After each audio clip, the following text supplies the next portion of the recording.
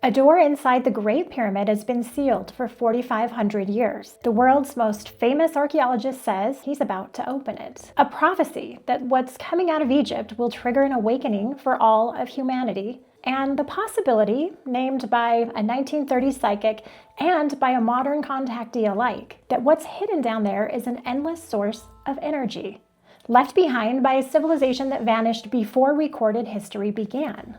3 separate threads, 1 sealed door.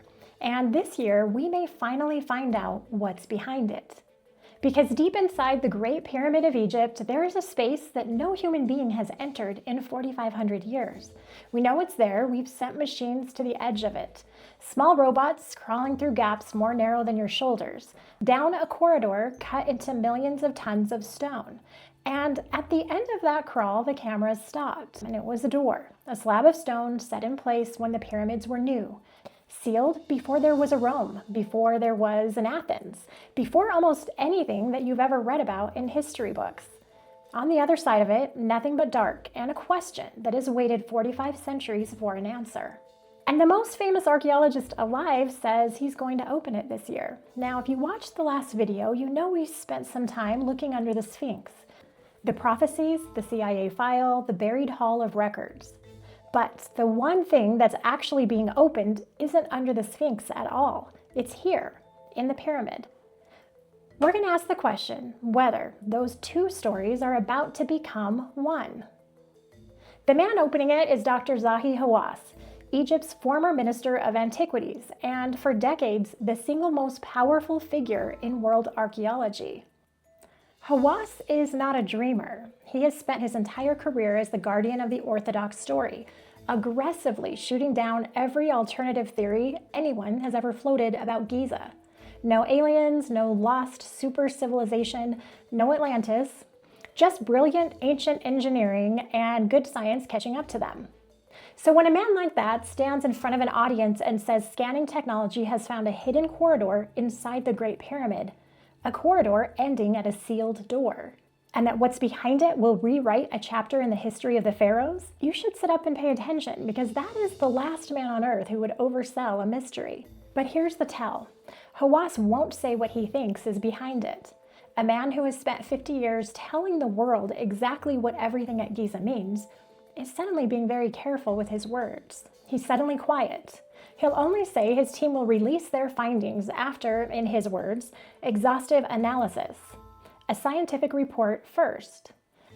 Then the world gets the announcement. That's not how anyone talks about an empty room. And to feel why this door matters, you have to know one strange fact about the Great Pyramid. We call it Khufu's tomb, the largest stone monument ever built by human hands, raised to bury one pharaoh. There's just one problem. He isn't in it. He never was. Deep in the heart of the pyramid is the king's chamber, and inside it sits a single object, a red granite sarcophagus. Lid gone, completely empty. No mummy, no treasure, no inscription, nothing. The most important burial in the ancient world, and the coffin is bare. So where is he? For 4,500 years, that's been a question with no answer. And now, for the first time, there's a sealed door we've never been able to reach. In the one building where the king was actually supposed to be, and he never was. So let's walk through the possibilities from the ordinary to the extraordinary. The boring answer, the one Hawass probably believes himself, is the best answer for archaeology. The real burial chamber, the lost tomb of Khufu, intact, untouched, with the pharaoh still inside. If that's what's behind the door, it would be the find of the century, bigger than King Tut. That alone would justify everything. But the door doesn't have to hold a body. It could hold what no Egyptologist will say out loud, because there's a second story about this place, the one we followed last episode. The story of a civilization older than Egypt that didn't build the pyramids, but left its knowledge here. An inheritance, sealed and hidden, waiting for the moment humanity was ready to find it again. And if you take that story seriously, even for a moment, then a sealed chamber nobody has opened in 4,500 years stops being just a tomb. It becomes a candidate, a place where the inheritance could actually be. And one man right now is saying out loud what kind of inheritance it might be. Chris Bledsoe, the contactee that we've talked about in other videos, the man who says he's been invited to Egypt this fall, was asked what he thinks the coming revelation actually is. He didn't say a mummy, he didn't say gold. He has speculated that it could have to do with energy, a power source. It's just his guess, I suspect, but he's talking about the kind of technology that doesn't ever run out. And here's the strange part. That's not a new idea. Edgar Cayce, the same sleeping prophet who pointed us to the Sphinx, described exactly this. Almost 100 years ago, in his readings, the lost civilization powered itself with a great crystal, a stone that gathered energy and gave it back without limit. He said it was their greatest achievement, and in the end, part of their undoing. And he said the records of how it worked were among the things that they buried in Egypt. So now line it up. A psychic from the 1930s describes a buried energy source. A contactee in 2026 says the revelation coming out of Egypt might be an energy source. And between them sits a sealed door inside the most mysterious building on the planet, about to be opened. I'm not telling you that there's a power crystal behind that stone. I'm telling you that two voices, 90 years apart, who never met, both pointed at the same thing, in the same place we're all staring at now. And the door may be the smallest part of this, because in 2026, researchers running radar scans across the Giza plateau claimed something staggering. Not one hidden space, but a network. Shafts, chambers, structures reaching far below the sand under the pyramids and out toward the Sphinx. Mainstream scientists pushed back hard, and they may be right. Radar at that depth is notoriously easy to misread. And until someone digs, it's a claim and not a fact. But sit with the scale of what's being proposed. We have always treated Giza as monuments sitting on the desert. What if the monuments are just part of what we can see? What if the real structure is underneath, and the pyramid and the Sphinx, a quarter of a mile away, are two doorways into the same buried system? And if what's down there is real working ancient technology, then here's the uncomfortable question that I can't shake.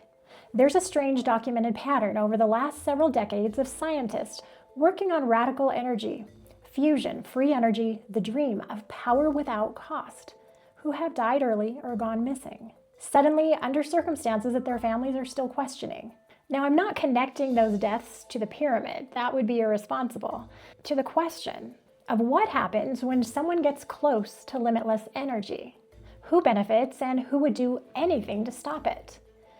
It's a thread big enough to deserve its own episode, and that one is going to load right after this one, because that one, I'm not going to lie, I've rewritten it a couple of times because the scientists kept dying. So we're going to approach it from a different angle. Next episode, we're getting back to 2026. But in my last video, every thread that we talked about pointed to under the Sphinx.